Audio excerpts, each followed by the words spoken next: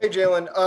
Obviously, you guys coming off a shutout, first one Miami's had in a while. It does seem like you guys, as a defense, have just steadily improved as the has gone on. And obviously, you're your first year playing on this defense, Quincy. You got a lot of important guys who are still pretty new here. Just do you feel like the defense has gotten a lot better since the start of the year? Oh, absolutely. I mean, it's just taken obviously a little bit of time for us to really gel together and kind of really just kind of get into our comfort zones, both individually and as a defense as a whole. So I think everybody has individually improved on a week-to-week basis, and obviously that just makes our whole defense better. And the closer we get, the better we do, the more games we win. Like it just all kind of comes together to kind of make what we are right now. Jaelan, we've got Matt Shodell from Kane Sport. Matt, go ahead.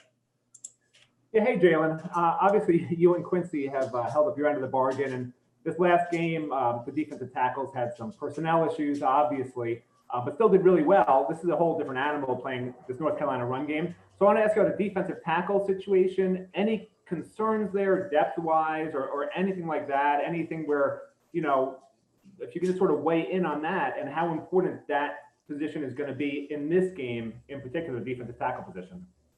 I mean, we're good depth-wise. We got our guys back, and it's just this whole entire year. Obviously, you never know what happens, and it could come down to the day before the game. Both of our starting D tackles test positive for COVID. It's like you can't really control a lot of things, and so everybody has to be ready. And it's always that next man up mentality.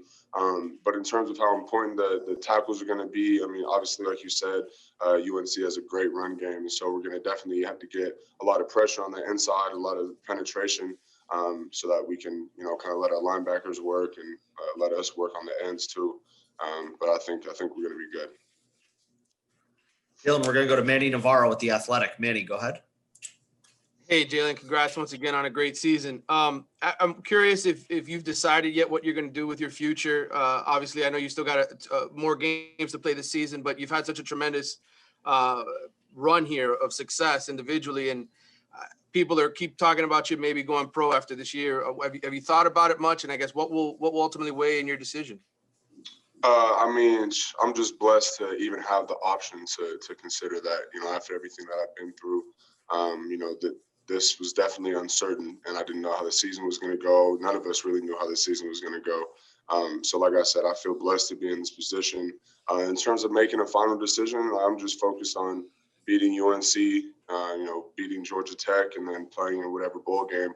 What I can say is that I'll finish the season out regardless, for Miami as a team, for Miami as a city. When that's all said and done, obviously a decision will be made. So I couldn't tell you a final decision, but I can say that I'm going to finish this season out, and I'm just blessed to be in this position. And then I guess, what are you most proud of that you've improved this season just as an individual? Obviously, you work on so much to get better at, but what do you sort of feel like, man, I've really gotten better at this and that I wanted to accomplish?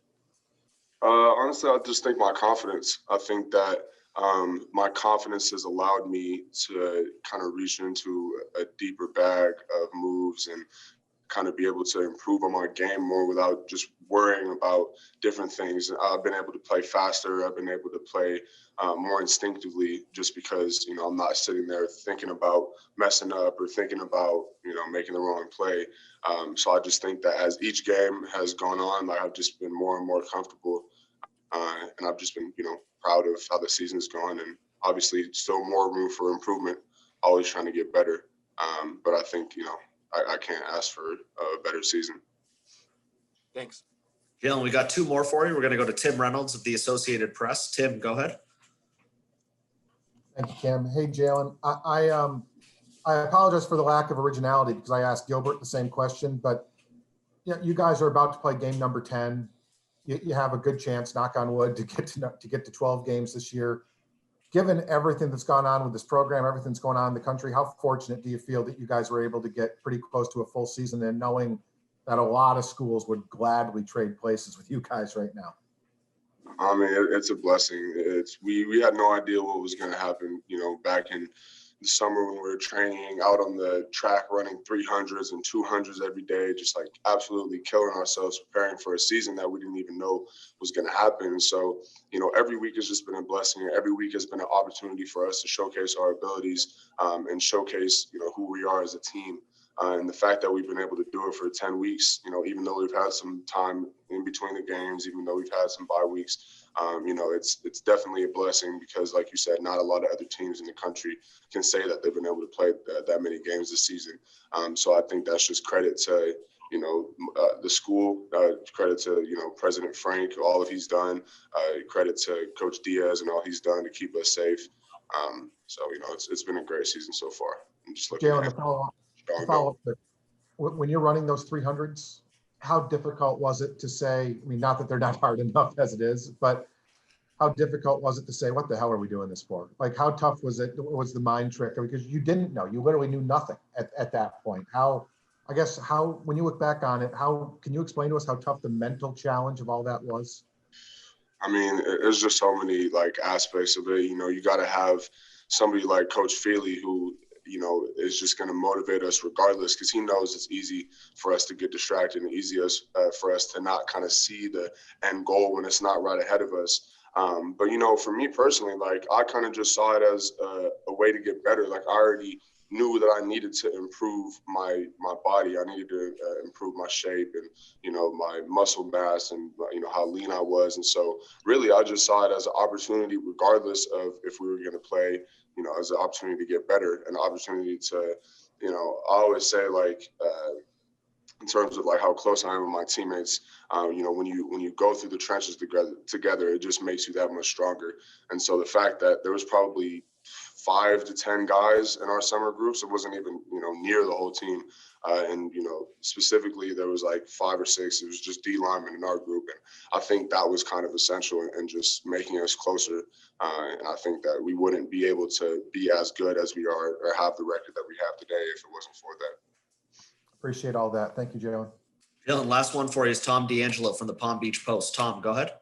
Thanks, Cam. Hey, Jaelan, with the news, Al shared his news last night about missing the rest of the season, and just kind of how does a team, how do you react to that? And is it something where the team can kind of rally around Al? I mean, obviously he's gonna be well down the road, but he's not going to be there for the rest of the season. So can you kind of play for him, rally around him? What have the conversations been?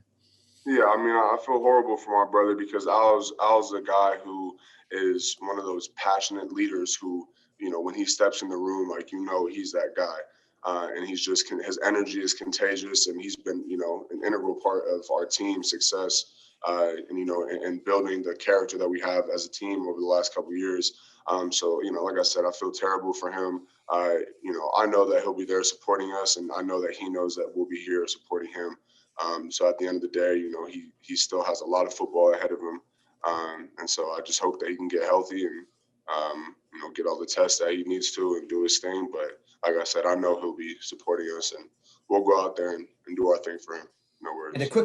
And a quickly follow up kind of on Tim's question about having played these games, and what happens to Al just kind of further shows that it could be anybody. I mean, and you had so many guys have issues during the year, but now somebody who this has even gone another step and he's gone for the year.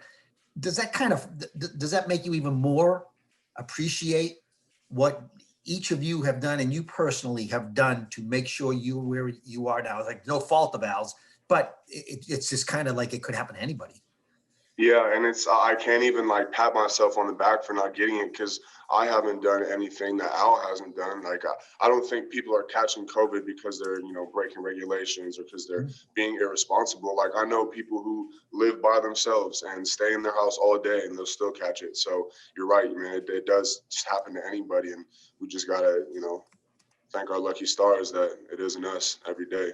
So there's a lot of people being affected by this, and it's a horrible thing, but we just got to keep our hopes up and keep pushing forward. Thank you. Good luck. Jaelan, thank you very much for spending a few minutes with us today, and good luck the rest of the week in practice. No problem. Thanks, guys.